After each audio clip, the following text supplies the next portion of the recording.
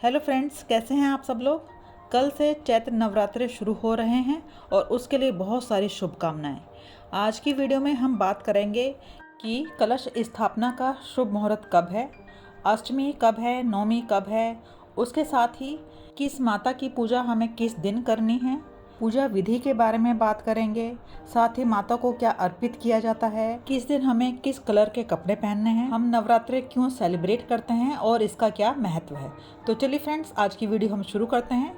लेकिन उससे पहले अगर आपने मेरे चैनल को सब्सक्राइब नहीं किया है, चैनल को सब्सक्राइब भी कर लें और साथ ही इस वीडियो को लाइक करना मत भूलिएगा और अपने फ्रेंड्स के साथ इसको शेयर जरूर कीजिएगा फ्रेंड्स। तो चलिए आज का वीडियो हम शुरू करते हैं।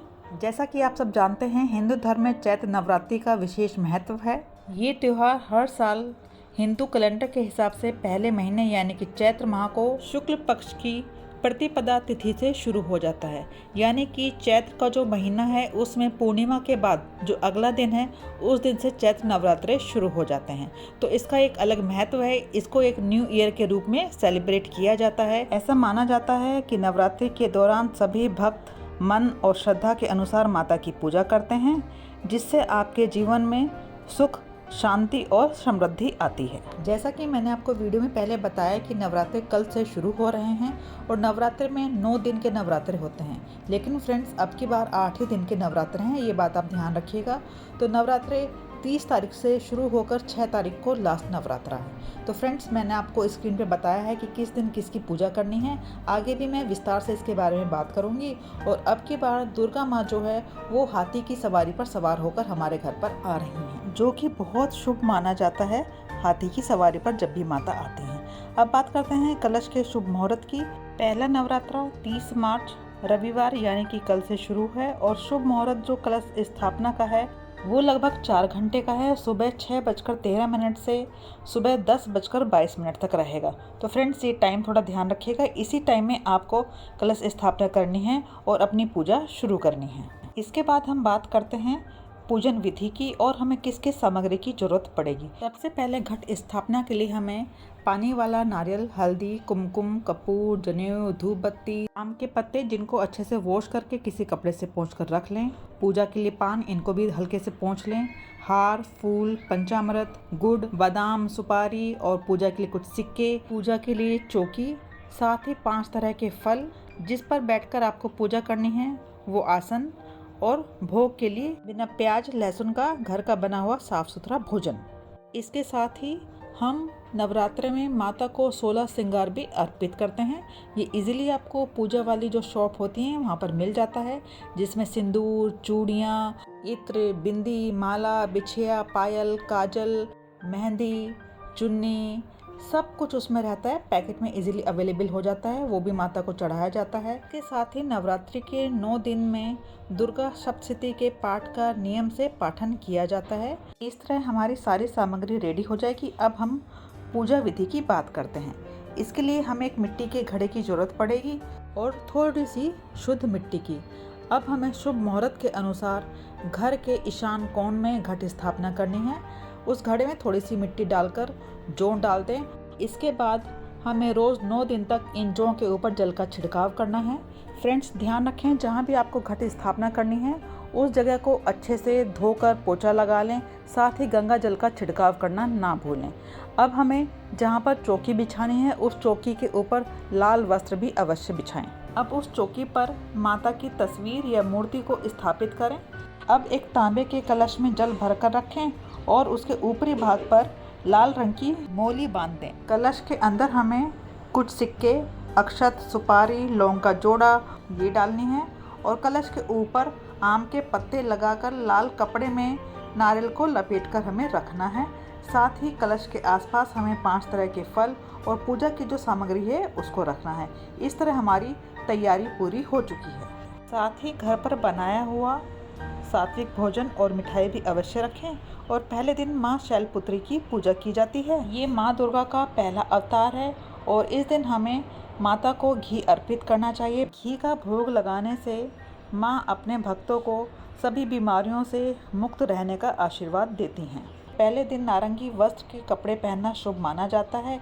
ये रंग जीवन में खुशी और ऊर्जा लेकर आता है। नवरात्रि के दूसरे दिन माँ ब्रह्मचारिणी की पूजा की जाती है और इस दिन हम शक्कर खांड यानी कि चीनी का भोग माता को लगाते हैं। ऐसा माना जाता है कि इससे माता अपने भक्तों को लंबी आयु का वरदान देती है। और पंचामृत तो हमें 9 के 9 दिन ही माता को अर्पित करना है। और इस दिन सफ़ेद रंग के वस्त्र हमको धारण करने हैं, जिससे कि जीवन में शांति बनी रहती है। नवरात्रि के तीसरे दिन माँ चंद्रघंटा की पूजा की जाती है और इस दिन खीर का भोग माता को अर्पित किया जाता है। ऐसा माना जाता है कि इससे धन की प्राप्ति होती है। और तीसरे दिन लाल रंग के वस्त्र पहनना शुभ माना जाता है, जिससे कि आपके जीवन पर पड़ने वाले सभी दुष्प्रभाव दूर रहते हैं। आपके जीवन में सुख शांति बनी रहती है। नवरात्रि के चौथे दिन माँ कुष्मांडा की आराधना की जाती है और इसमें मालपुआ और फल का भोग लगाया जाता है। साथ ही जैसा मैंने आपको बताया है कि पंचामृत का भोग तो हमें माता को 9 के 9 दिन ही लगाना है और चौथे दिन मालपुए का भोग लगाने से हमें अपने व्रत का फल प्राप्त होता है। इस दिन यानी कि चौथे दिन हमें नीले रंग के वस्त्र पहनने चाहिए।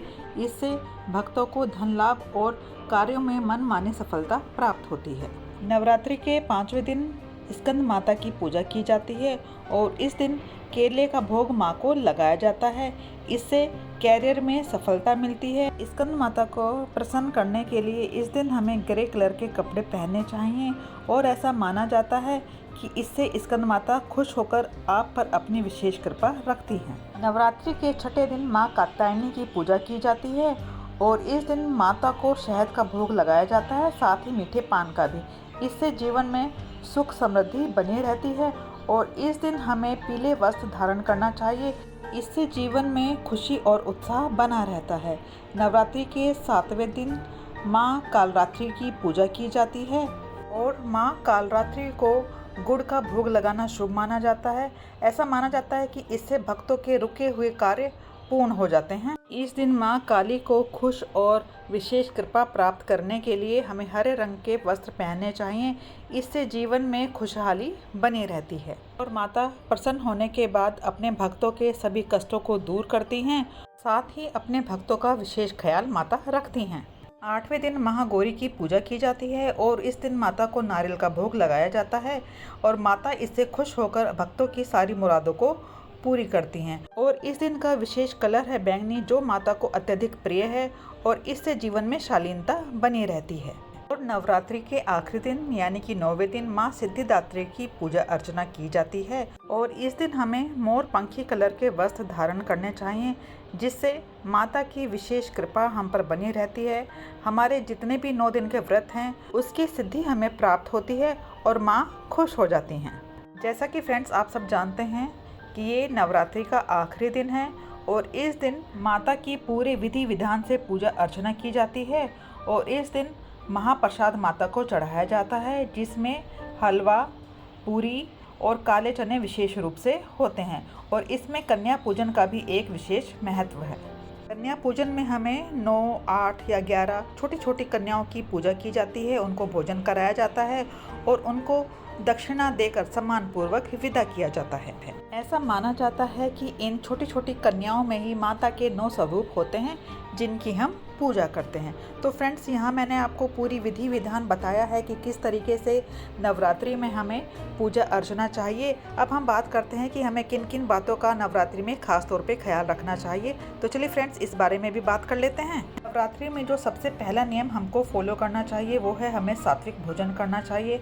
हमें शराब, तंबाकू, बीड़ी, सिगरेट, साथ ही मांसाहार से भी खुद को दूर रखना चाहिए। नवरात्रि में अगर आपने उपवास रखा हुआ है तो सरसों का, तिल का, साथ ही किसी अनाज का भी सेवन नहीं करना चाहिए। इसके साथ ही खाने में अगर आपको नमक चाहिए तो आपको सेंधा नमक का उपयोग करना चाहिए। लेदर से बनी हुई चीज़ों का उपयोग करने से बचें। साथ ही मन की स्वच्छता का भी विशेष ख्याल रखें, जिस तरह हम तन की स्वच्छता का ध्यान रखते हैं। तो फ्रेंड्स, आज की वीडियो में चलिए इतना ही। मिलते हैं नेक्स्ट किसी इंटरेस्टिंग वीडियो के साथ। Okay friends, bye bye and take care. Happy Navratri.